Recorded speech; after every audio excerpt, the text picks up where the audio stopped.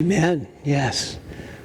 There's a lot of things I love about MCC, our open table, the ways that we advocate in the community. And one of the things I love the most is that we can really be our true and full selves. We're thankful that we can be a community where we celebrate the various amazing gifts that we all bring to this community and to share it beyond.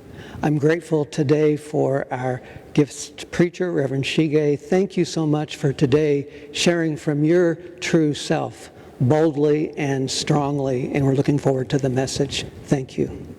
Let's give a great big MCC DC welcome.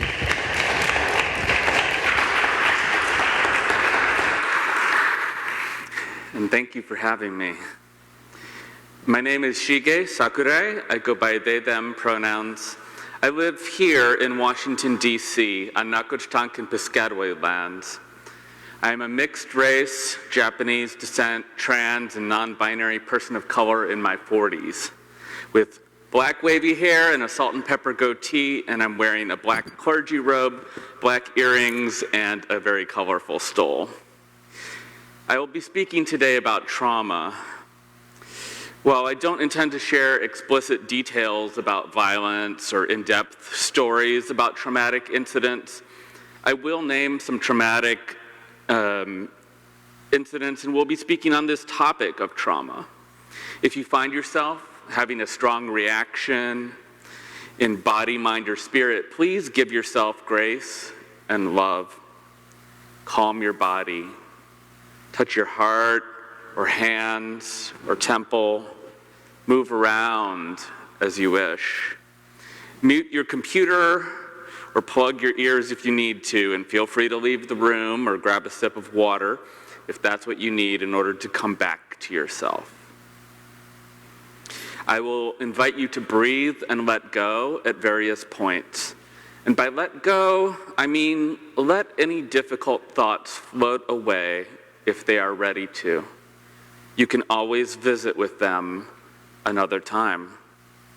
If this is of help to you, please join me.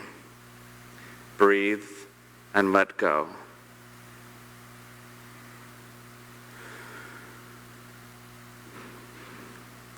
On paper, I was fine. I had a good job and salary. I lived in a convenient location by the metro station with lots of restaurants and stores. I had many friends and lots of community. I was intellectually engaged and had activities to do. But inside myself, I was crumbling. It wasn't one thing that broke me. It was the collection of things over many years that slowly deteriorated my ability to feel emotions in my body instead of just in my head. I fell apart so slowly that it was hard to even notice it was happening. And I did such a good job of experiencing my feelings as intellectual calculations and behavioral responses that I even masked my numbness to myself. I was not attuned to how my body was responding, and I had no idea why I was having all those headaches and body aches that had me calling out sick from work. I could rationalize that life was great, yet a fog of emptiness was clouding my life. Breathe and let go.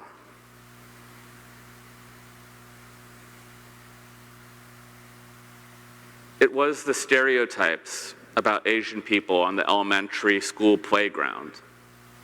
It was the death threats I got as a young queer activist 23 years ago.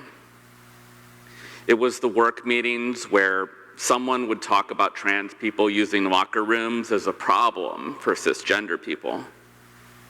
It was the election of a US president who ridiculed disabled people and threatened anti-immigrant policies. It was watching my black friends suffering and fearing police violence. It was the people staring at me every time my gender expression would go beyond the narrow boundaries in someone else's head. It was the police who told a group of protesting queer people of color that we were blocking the sidewalk, even though we weren't. It was the Pulse massacre. It was the clicking and clicking and clicking on more and more news articles in my feed about hatred and violence towards my communities and my friends. It was the slurs actually being yelled at me in my neighborhood. It was being tear-gassed by police and seeing police beat a pride marcher during some of my international travels. It was the pandemic and the fears for my health and that of loved ones. It was having to run and hide from bullets as they were being sprayed on the block outside my apartment by my favorite coffee shop. It was the preventable deaths in my communities. It was the curfews and the coup attempt on the US Capitol. It was the suicide of a trans employee who worked for me. It was getting threatened with violence and getting shoved by a stranger in front of my home. It was being unable to properly grieve myself when my job included supporting others who were also grieving. It was the conservative newspaper editorial naming and shaming me when I became the first person to get a non-binary X marker driver's license in the US, and that I did read the comments on a news article about me, a mistake, and I saw that some people expressed that people like me should be killed. It was the day in and day out erasures of being called by the wrong pronouns, the implicit sense that I didn't exist or don't matter to other people. Breathe and let go. Breathe and let go.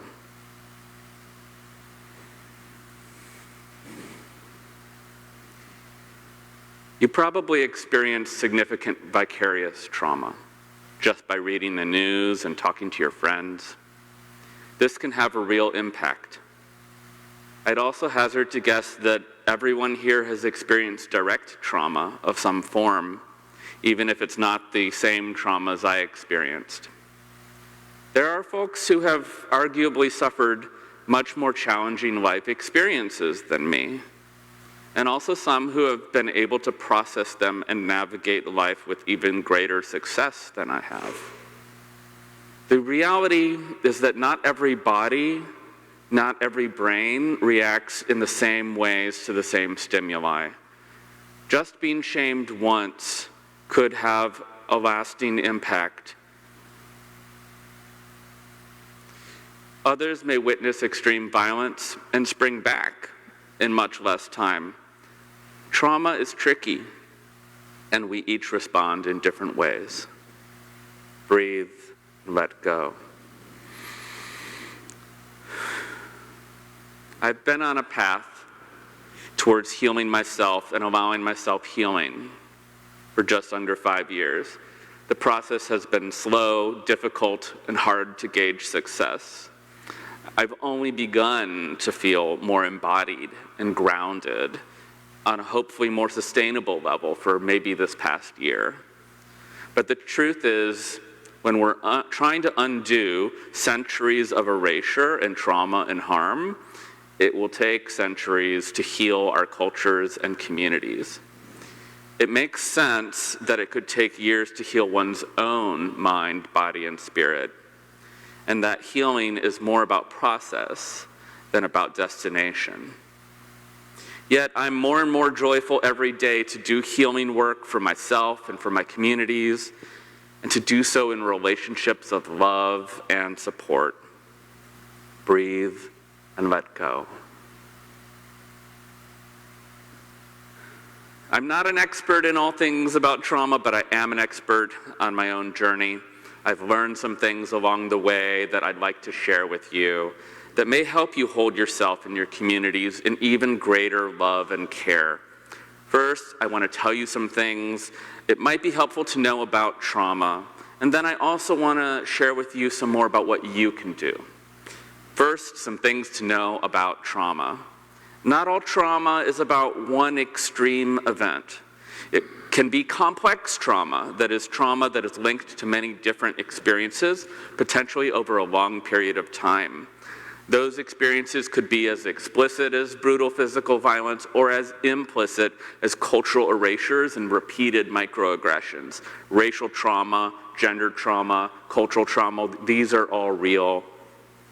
My psychiatrist told me that the research around complex trauma and its treatment is really actually quite limited, unfortunately. We have probably all experienced trauma in one form or another, especially in LGBTQ+ and allied communities. Different bodies are different, and different brains, which are part of our bodies, respond differently to even the same stimuli. That is to say, just because one person felt that they got over it about an incident that they experienced doesn't mean other people who experience even that same exact incident will also simply be able to easily move on. Trauma can show up in your body. You might not even recognize it. It could be pain or muscle aches. It could be the clenching of the jaw or the feet. It could be exhaustion. It is also not easy to notice trauma symptoms, and it's easy to mask anxious or depressive symptoms of trauma, performing behaviors of wellness or behaviors that demonstrate emotions, even when we're not feeling them in a truly internalized and embodied way. The ways people respond to trauma can be disabling. Our healthcare system is really a sick care system. We don't do good prevention work. And we often treat mental health as somehow completely separate from the other kinds of medical care. Mental health issues are still stigmatized. It's difficult to find a provider who might be a good match and who might be covered by insurance if you even have insurance. A disability liberation lens tells me my experience does not boil down to being unable to do something. It's also that I've been made unable to do things, where disability is caused by society's proliferation of hatred and violence, or where our society is structurally set up to lack the resources and accessible practices to make sure I can navigate the world, even if I have been traumatized. Our criminal legal system so often lacks justice.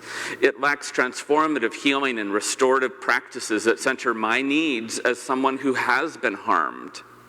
Instead, the system focuses on chasing folks down, surveillance, investigation, courtrooms, and incarceration, none of which bring me therapy and support. Many of the criminal legal processes would reactivate my trauma, and most of these systems would not create meaningful social change to prevent such incidents from occurring in the future. We need real change to our systems and paradigms. And also, medications are not magic, always. They can take months to take effect, and people may have to try many different medications and dosages to find something that helps. Therapy is also not magic and can take months to take effect and could be very subtle. That said, therapy and medication both have the possibility to be positively life-changing in really incredible and supportive ways, and that has been true for me. Breathe and let go.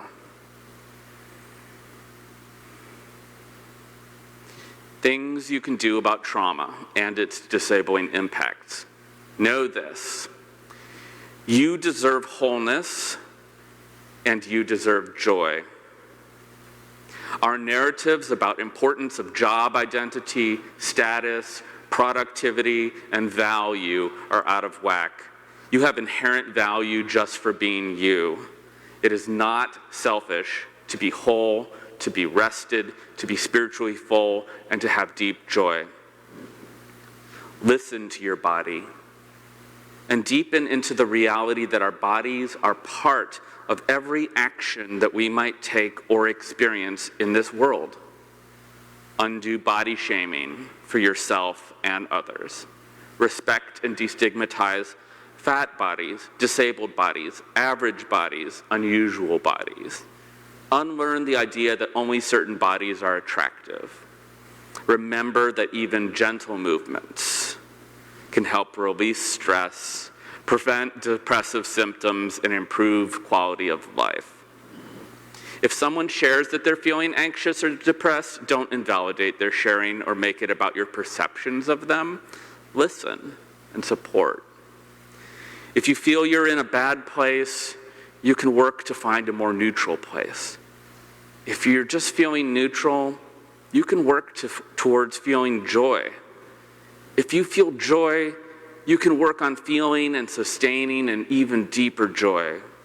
If you feel joy, you can share your joy and help others to feel and deepen in a collective joy, a joy that demands justice and appreciates life and beauty all at the same time. Breathe and let go. I replanted myself in order to heal.